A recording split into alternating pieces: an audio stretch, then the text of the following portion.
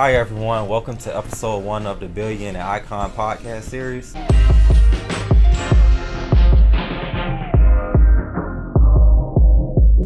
So today I'll be interviewing Sidon Richardson, and we're going to be discussing basically his inspiration on how he got into the music industry. So how you doing, Sidon? I'm glad you're here today. Okay, so basically I want to ask, what motivated you to want to start doing music? The thing that motivated me was listening to other music, listening to artists like Kanye, Lil Wayne. At the time, when I started producing, I was in the 7th grade, 12 years old, I believe. And that basically got me motivated. I was listening to the sounds. I was like, I could do that, you know? So it's just this guy FL Studio, and just started ever since then. It's been on. Well, I can relate to that because when I was 11, that's when I first went to Parkway. They put me in the piano class, and I never played an instrument in my life, so I'm like, what do I do? But then over time, I got interested, and I'm listening to, the same artists, Lil Wayne, Kanye, Drake, and I'm like, I like their music, so I'm gonna start recreating stuff like that. And over time, it became, okay, I can do this, now let me do my own thing. Right. And then I started producing when I was 14, and it just took off from there. So now I want to ask, basically, at this point in time, who do you feel has the most influence on your music? The most influence, I think the person that has the most influence on me, I wouldn't say it's a person. Okay. I would say it'd be the music. As an artist wise, we have people like Jay Dilla, all the old heads, right, such as producing, Jay Dilla, Kanye, a little bit of Metro Boomin here and there, but Kaytranada, people like that. Those are my inspirations. I try to take as much of them as possible, or I listen to interviews like this, and try to listen to see what I can get from it, so I can mix it all together. Right.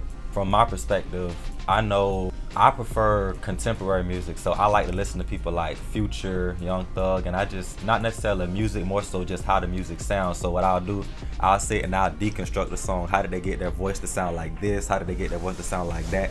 And then I'll go back and say, okay, now I'm gonna take my voice and emulate what they're doing, but I'm gonna add my own little style to it, my own, demeanor to make it sound like my sound. And now it's becoming more of, I take new music, and then like you say, you listen to the old heads, and I put both of them together and create that new sound. So now it's a balance. So I know my parents, grandparents can listen to this and they'll like it, but then I can go and say, I'm gonna play this at a party I'm having, and the people there will like it too. So let me ask you a question. Okay. What do you think your style is like? I would have to say, technically, I would have to name it something on my own, because the way I do, I have R&B music, but when you listen to it, it doesn't sound like true R&B, like something, well, let me think of one good one, like Fantasia, Keisha Cole. You wouldn't, that's R&B, and mine is R&B too, but you wouldn't hear that. Mine is more like I'm rapping but singing at the same time. So it'd be, you could parallel it between Future and Drake. If you mix those two styles together, that's what you would get from my sound specifically. And as far as production is concerned, typically I'll start off with strictly R&B. I have pretty chord progressions, melody, and I'll go back and add the drum kits that add that hip hop and that trap sound to it. So I would say trap soul will probably be the most similar to what I do, but it's still kind of in its own lane as far as what my music is. Okay, so we have our next guest here, Gregory Campbell, another producer friend of mine. So just tell us a little bit about your music, Greg.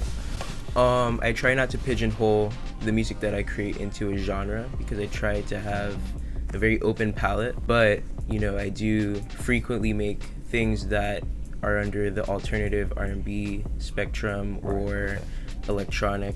But like I said, I try to keep the music that I create as eclectic as possible.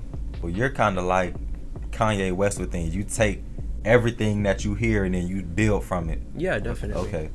So what inspires you as far as your music is concerned? Musically, I have a lot of inspirations. He actually listed one of them, Kaytranada. That's a big influence as far as the music that I create. I try to take as much knowledge from these producers and these artists as I can, and I try to kind of like stir them all together to make this, gumbo of music that is me. Hey, I like that. So basically you just take different things that you hear and you create this brand new sound from it, and it's not just a one-time thing. Everything you make is always everything is new. different. Okay, so I can listen to a production by Greg one day, come back 3 days later, hear another one, and neither one of them can say those two sound alike. That's good. I like that. So we have our next guest here. We have Miss Isis Benjamin. Okay. All right. So first, I want to ask you the same thing. So what inspires you as far as your music is concerned? Well, I like to say it started off when I was born. My mom, he started off as a rapper. And my dad, he's Jamaican and he is a DJ. He went to FAMU, started DJing there. Then he, like in the 90s to the early 2000s, he was on a Jamaican TV show where he DJ. Okay. So That's like, good. yeah, and like I remember when I was little, like I'd always he had a drum pad, like you know the drum pads we use Right. and like I'd always make beats with him and we'd play around and stuff. So that's how it first started. But then I really started getting into music more like, I don't know, I think 8 years old. Like I heard, like you said, Lil Wayne. I heard Right. Kanye. Kanye was a really big one. I was listening to a lot of R&B and hip hop. It was just a mix of just a lot of mainstream stuff. So pretty much all the, I guess, old heads you've heard of before.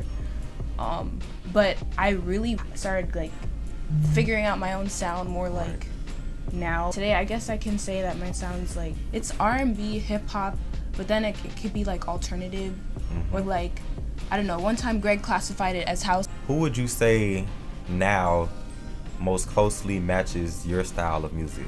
I've been leaning towards a lot of lo-fi beats. It's like a mixture of like hip hop and like just a sample of something. So we have our last guest, Sharice Popo, and it's the same process. So start off with basically your inspiration in your music. So I'm in marching band, right? Right.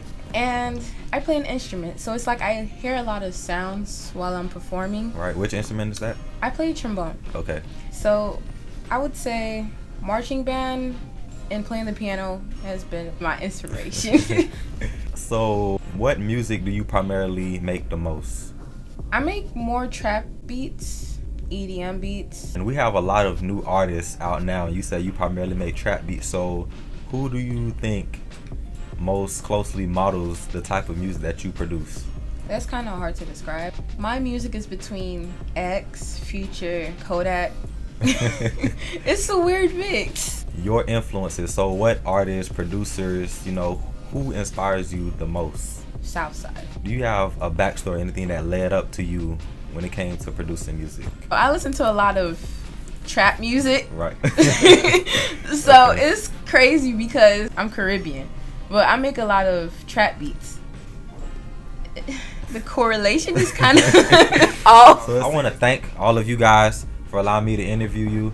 This has been podcast number 1, and there's many more to come in the Billionaire Icon series. Thanks for watching, and I'll see you soon. Thank you. I almost fell. You know that? Oh my gosh.